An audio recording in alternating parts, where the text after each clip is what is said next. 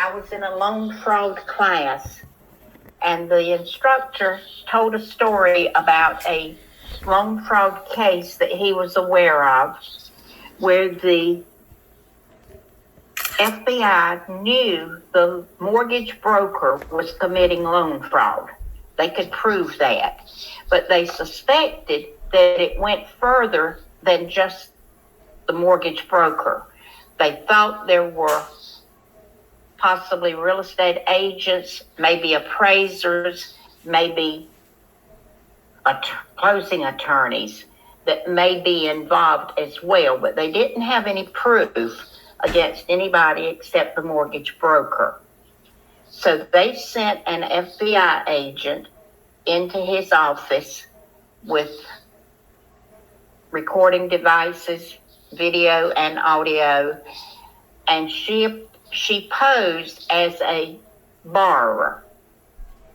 And she told him up front she didn't have money for a down payment. She would need 100% financing. And that she had only been on her job for a short period of time, and asked him if there was any way she could get a loan. And he said, yes, I think we can work that out. So she filled out her application, and he said, well, you don't have job stability, so this is what we'll do. I'll make W-2 forms for you showing that you're employed. The phone number we'll put on your application for the underwriters to verify your employment will ring here in my office, and my secretary knows what to say. And for doing this, I'll have to charge you more points, or maybe not points, but I'll have to charge you more fees. His fees were going to be increased. And she said, that's okay. And he said, don't worry about it. We can finance it in with the loan, so you won't have to pay it, but, it'll be in your loan, so you will be paying it over time. She said, okay. So she got her loan. She went back to the real estate agent that she was working with, posing to be a buyer, and told her real estate agent, I'm able to get this loan, and this is how I'm doing it, and I'm so excited. I'm buying this house, and this mortgage broker was so good about helping me be able to get my loan. And the agent said, well, that's wonderful. And then when they went to the closing table, she said to the closing attorney, I'm so excited to be here today. I got my loan because this mortgage broker falsified some documents for me so I could get my loan. And we're just all so happy. And he didn't say anything. So they went ahead and she signed all the papers. The attorney passed out checks to the to the real estate broker. The lender was there. The lender did not know that this was going on. It was the mortgage broker that was falsifying everything. The lender did what they were supposed to do, but it was the mortgage broker that was behind all the falsehood. Arrested the mortgage broker. They arrested the attorney. They arrested the agent. FBI went in at the end of the closing. Once everybody got paid, that's when the loan fraud was finalized. You have to benefit from the fraud in order to be a part of it. And they all got paid. Therefore, they benefited. And the FBI came in and arrested all of them. There's been a lot of loan fraud going on. A lot of it. There was a big case in Charlotte several years ago. They called it the Wax House scheme.